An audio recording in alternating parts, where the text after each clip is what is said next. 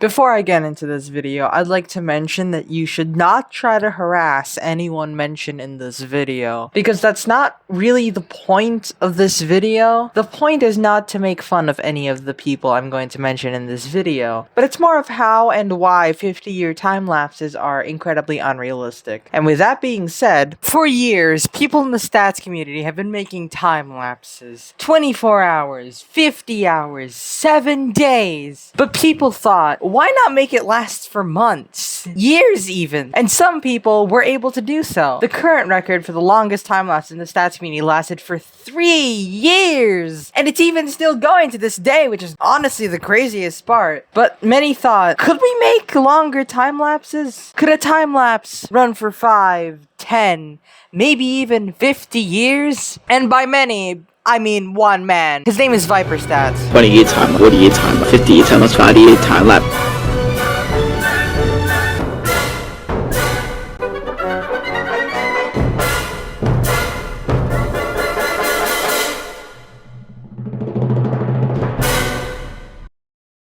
You've probably seen a time lapse before. Not in the stats community, but in the real world. Here's one. It's basically just a time lapse of the sun never going down. Isn't that interesting? The basic concept of a time lapse is, well, it's a lapse of time. A very quick one, to be more specific. In the stats community, it's basically the same concept, except instead of the sun, it's numbers. And instead of a small camera running, we have giant computers running. The only similarity between the two is that either one of them can blow up at any moment. Okay, I get what a time lapse is now, but why would 50-year time lapses be impossible? Don't you just have to leave your computer on running for all that time? I'm so glad you asked, random viewer that somehow stumbled their way into my house. How did you get here? There's a lot of components as to why a 50-year time lapse is impossible. Let's start with the one that involves math. Don't click off though, it's interesting. Seriously though, please don't. Let's say you're recording this imaginary 50-year time lapse with OBS, like any old sane person would. You've decided to use 1080p 30 FPS, not for anything specific, it's just that you've used it before and it runs perfectly fine on your machine. You've got your layout ready, you've got everything set up, and now it's time to start recording. But let's say that every day you restart the recording. Maybe you even restart your system on the way there, just to give it a break. And let's say that for that one specific day, the recording file is around 40 gigabytes. I know it seems like a very specific number, but I'm also making a time lapse, and that's around the usual size of my recordings. So first we have to get the amount of days this time lapse is going to run for. So we're running it for 50 years, and if you have more than 2 brain cells, you should know that there's 365 days in a year, which equals to 18,250 days. But we also have to take into account the leap days, and in 50 years, there's about 12 leap days. So that's about 18,262 days. Now, let's calculate the total size of all the recordings. Keep in mind, this is assuming that you're keeping every single byte of these recordings. Usually, you're going to want to speed up the footage and then delete it. But we're just going with the most extreme option here because we're trying to assume that you're just going to leave this running in the back of your shed for the next 50 years. It's also very time consuming to try and speed up the footage that you've recorded every single day. So to get the amount of gigabytes for the entirety of this time lapse, we're just going to multiply the amount of days by 40, which is the amount of gigabytes per day, which is about 730,000 gigabytes. Then for terabytes, we just divide that by 1024 and we get 713.36 terabytes. And to get the petabytes, we just divide it again by another 1024, and we get 0.696 petabytes. Nice. Now for the hard drives. Let's say you're going to use a bunch of 18 terabyte hard drives. To get the amount of hard drives we'll need, we'll just divide the amount of terabytes that will be used for the entirety of this 50-year time lapse by 18, and we get 39.63, which we're just going to round out to the nearest whole number, giving us 40 drives. And to calculate the cost for the hard drives, let's just say that each hard drive costs $250. So for 40 hard drives, you're going to need around $10,000 just for the storage. Now that's already a lot, but we haven't even accounted for extra hard drives for parity, because you don't really want to lose all 50 years of this footage because one drive died, do you? The actual servers that will be running this, the maintenance costs for said servers, the power bill, and internet bills. Let's start with the hardware. Let's say that you have a NAS or a network attached storage just sitting connected to your internet, and that houses all 40 hard drives, and you've got it all neatly configured so that all 40 hard drives just basically become one giant hard drive. And let's say that you have another server that does all of the recordings, and let's say that it has its own, let's say like 100 gigabyte SSD that just temporarily stores the footage, and then after a day it's moved onto the main NAS, which has all of the footage. We're gonna guesstimate that the NAS is gonna cost $3,000 and the recording server is gonna cost $1,500. Now combining that with the hard drive cost, which is $10,000, we get around $14,500 in hardware. But we're just getting started. Now let's go into the maintenance. Let's say that you have to buy another 40 hard drives for replacements, because again, you don't really want to lose all 50 years of that footage just because one hard drive died. So that's just another $10,000 in maintenance fees. And let's say that you also have to replace the hardware in the NAS itself. That's going to be another $21,000. And let's say that the recording server also has some hardware replacements in 50 years, so that's just another $10,000. And also Windows licenses in case you need to upgrade, or if Windows becomes a subscription service in the future, because again, this is going to last about 50 years, and by that time, Microsoft might just be like, nope, you're going to have to pay a subscription for this. That's going to be probably about $1,050. And finally, some backup storage, because you don't really want to lose all of this footage if, I don't know, maybe your home just suddenly floods. That's another $10,000. So the maintenance fees is about $52,500. Now let's get into the power.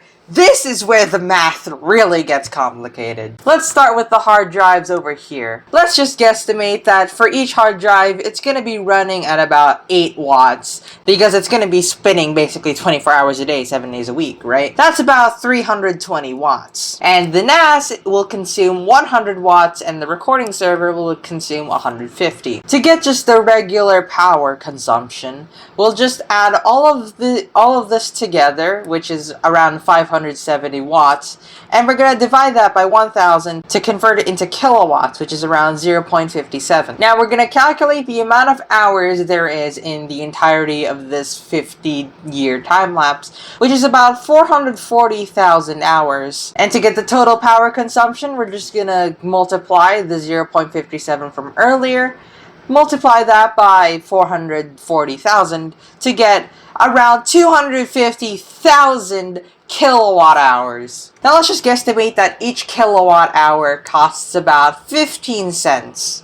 You're gonna have to spend $37,000 just for the power alone. And keep in mind, this is based on current average costs. This could be higher now or in the future, depending on where you are and the technological advancements in 50 years. We're also not accounting for inflation, which we'll get into later, trust me. Now, for the internet costs, let's just say that your internet costs $70 a month. And we're just gonna say that it has unlimited requests, so you could basically just hit literally everything under the sun every single second. So that's about $42,000 for the entire 50 years. Now let's get into the total cost. The hardware is $14,500, maintenance $52,500, the power is nearly $40,000 alone, that's crazy to me, and the internet is $42,000. So we're looking at a ballpark of around $150,000 for this time lapse, which is a lot of money. And as I said earlier, we're still not accounting for inflation. The economy could absolutely skyrocket in the next 50 years, which could make your internet or power costs more expensive. Or you might even have to buy a subscription to use Windows. There is a lot of factors just in the hardware and software alone that can make this balloon into the millions as this time lapse continues. But we're not done yet. This is the biggest problem in running a time-lapse for this long. Computers could run themselves in 50 years, but can we? Will we even have passion for stats in 50 years? Let's just imagine that currently you're 18 years old. When this time-lapse finally finishes in 50 years, you'll be 68 years old. And that's if you're even alive in 50 years. And even if you're alive by that time, will you even care about numbers? We all get tired of something eventually, especially if you're doing that same thing for 50 years. Dopamine plays a crucial role in motivating us and signaling rewards. So when we do the same thing over and over again, and we stop being stimulated from it, leading to lower dopamine responses associated with that thing, the brain tries to seek out other, more interesting things to do. And that's normal. Even current day creators like StatCounts, Kotsky, Ivan.io, and many others have quit just because they got tired of making the same concept. It's a normal human thing to get tired of something. Even I have basically stopped making visualizations because I've gotten bored of it, which is also why I'm making this video, to still make content on this channel, but not just all visualizations. But let's say that we didn't quit at some point in the 50 years. But instead, we die. Will our ancestors even care about continuing this time-lapse? They might not even know what a time-lapse is,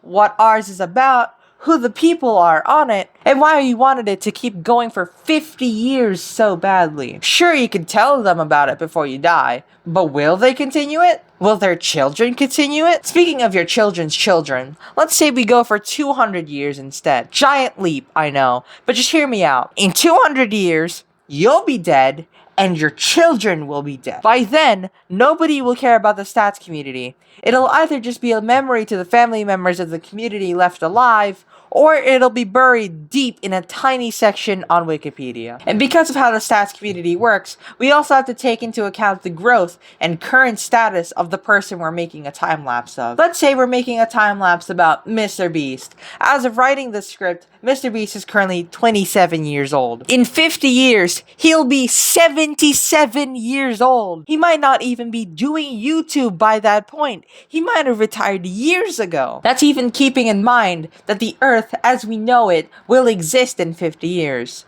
I'm not one to say, oh, AI will replace all of us and take over the world, we're all gonna die! But what if that is true? What if at some point in 50 years, AI kills off every single last human being on Earth and we finally become extinct? Mr. Beast will be dead, I'll be dead, you'll be dead, and YouTube certainly won't exist because AIs don't care enough to watch YouTube, which means that they won't care about this time-lapse we're running. Sure, the AIs would have been trained on the history of the stats community, but they won't care about YouTube or long time-lapses like we would. Now let's say you were still somehow alive in 50 years. AI hasn't taken over the world yet, and you finally finished the time-lapse. Now it's time to compile the footage. Oh, wait a minute. This is something we haven't accounted for yet. You can't be guaranteed you're not gonna lose some footage. It's inevitable. Software has bugs because humans are imperfect. So at the end of the day, you might not even actually have a 50-year time-lapse in its entirety. This is also keeping in mind that in those 50 years, none of your running hard drives and backup hard drives, and even your backup storage service, die out along the process. If any of that were to happen, you could lose all the footage and have to start from the beginning. And then this entire process repeats, except with a new generation of kids who hopefully won't be addicted to brain rot anymore.